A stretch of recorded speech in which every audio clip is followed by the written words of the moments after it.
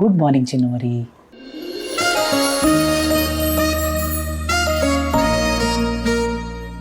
ಎಷ್ಟೊತ್ತಿಂದ ನೀವು ಹೀಗೆ ಕೂತಿದ್ದೀರಾ? ನನ್ನ ಒಳ ಮನಸ್ಸು ಹೇಳ್ತಿತ್ತು ನೀವು ಈ ಥರ ಕೂತ್ಕೊಂಡು ನೋಡ್ತಿರ್ತೀರಾ ಅಂತ.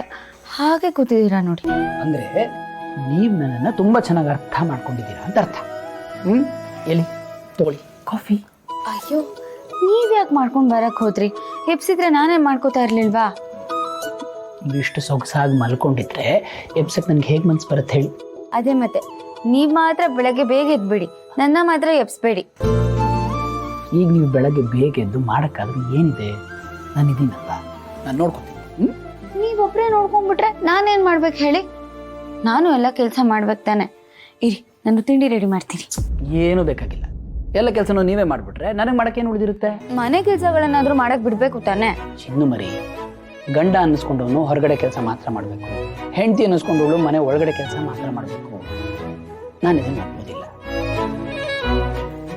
ಈ ಗಂಡ ಹೆಂಡತಿ ಅಂದಮೇಲೆ ಎಲ್ಲಾದನ್ನೂ ಸಮವಾಗಿ ಹಂಚ್ಕೊಂಡು ಮಾಡ್ಬೇಕಲ್ವಾ? ನಾನು ನನ್ನನ್ನು ನಿಮಗೆ ಅರ್ಪಿಸ್ಕೊಂಡ್ಬಿಟ್ಟಿದ್ದೆ. ಹೀಗೆಲ್ಲ ಹೇಳ್ಬಿಟ್ಟು ನನ್ನ ಕಟ್ಟಾಕ್ಸ್ಬಿಡೋದು. ಕಟ್ಟಾಕ್ಸೋದು ನಾನು, ನೀವು ನನ್ನ ಕಟ್ಟಾಕಿರೋದು. ಸರಿ ಸರಿ, ಬೇಗ ಕಾಫಿ ಕುಡೀರಿ. ರೆಡಿ ಆಗ್ಬಿಟ್ಟು ಬನ್ನಿ. ಹಾಗೆ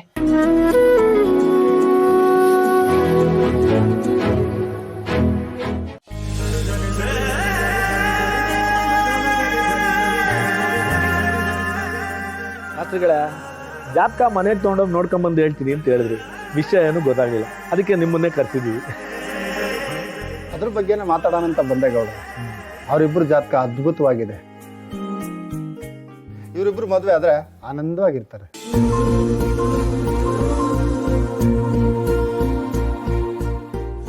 ಇದು ಮದುವೆ ಕಡಿತಾನೆ, ಮಾತೇ ಆಡ್ತಿಲ್ಲ. ನಾಚಿಕೆ ನೋಡು.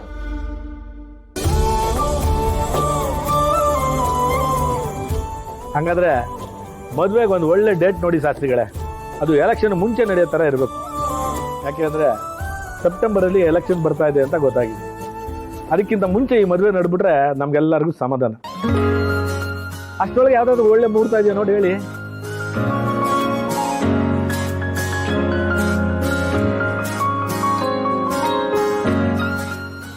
ಗೌಡ್ರೆ, ಸೆಪ್ಟೆಂಬರ್ 5ನೇ ತಾರೀಕು ಮುಹೂರ್ತ ತುಂಬಾ ಪ್ರಶಸ್ತವಾಗಿದೆ. ಆ ಮುಹೂರ್ತದಲ್ಲಿ ಇವರಿಬ್ಬರು ಮದುವೆ ಆದ್ರೆ ಆನಂದವಾಗಿರ್ತಾರೆ. ನಿಮ್ಗೆ ಅಭ್ಯಂತರ ಇಲ್ಲ ಅಂತಂದ್ರೆ ಅದೇ ಮುಹೂರ್ತದಲ್ಲಿ ಮದುವೆ ಇಟ್ಕೊಳ್ಳೋಣ, ಏನಂತೀರಿ?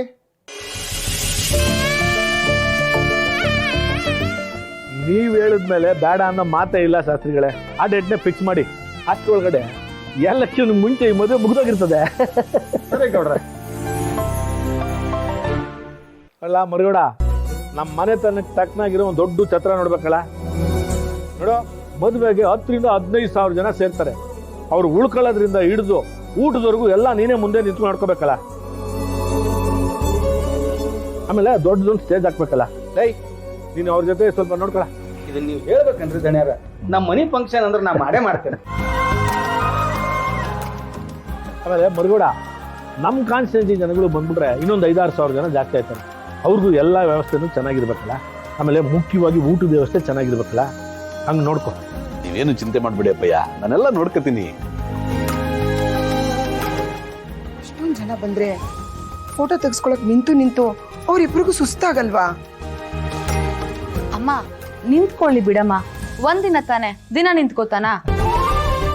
ಅದು ಅಲ್ದೆ ಅವ್ನು ಇಷ್ಟಪಟ್ಟಿರೋ ಹುಡುಗಿ ಪಕ್ಕದಲ್ಲಿದ್ದಾಗ ಒಂದಿನ ಏನು 3 ದಿನ ನಿಂತ್ಕೊಳ್ತಾನೆ ಅಲ್ವೇನ ಸಿದ್ದು? ದೊಡ್ಡವ್ರ ಮನೆ ಫಂಕ್ಷನ್ ಅಂದ್ರೆ ಹಿಂಗೆ ನೋಡೋ. ಮುಂದೆ ಅವನು ಜನನಾಯಕ ಆಗೋನು, ರಾಜಕೀಯದಲ್ಲಿ ದೊಡ್ಡ ಹೆಸರು ಮಾಡಬೇಕು ಅಂತ ಇರೋನು. ಇಷ್ಟು ತಡ್ಕೊಳ್ಳಿಲ್ಲ ಅಂದ್ರೆ ಹೆಂಗೆ ಹೇಳಮ್ಮಿ? ಅಳಿಯಂದ್ರೆ ನೀವ್ಯಾಕೇನು ಮಾತಾಡ್ತಿಲ್ಲ? ನೀವೆಲ್ಲ ಮಾತಾಡ್ತೀನಿಲ್ವಾ, ಅದಕ್ಕೆ ಸುಮ್ಮನೆ ಅದ.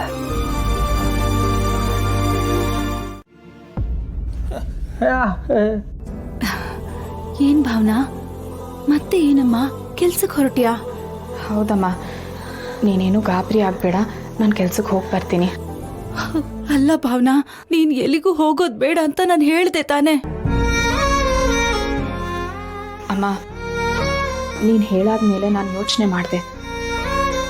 ನಾನಿವತ್ತು ಯಾರಿಗೂ ಹೆದರ್ಕೊಂಡು ಮನೇಲಿ ಕೂತ್ಕೊಂಡ್ರೆ ಸಮಸ್ಯೆ ಪರಿಹಾರ ಆಗಲ್ಲಮ್ಮ. ದಿನ ದಿನ ಭಯದಲ್ಲೇ ಬದುಕಬೇಕಾಗತ್ತೆ.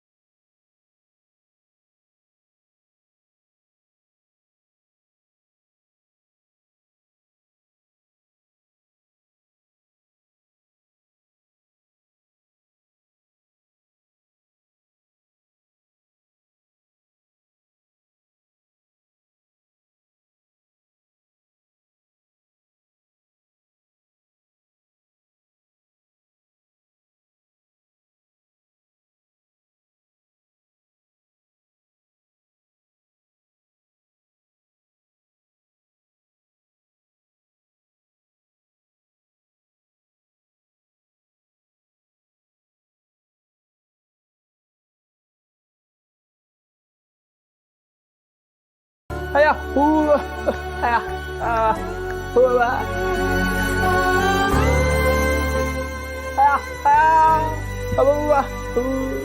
ಅಯ್ಯ ಅಯ್ಯ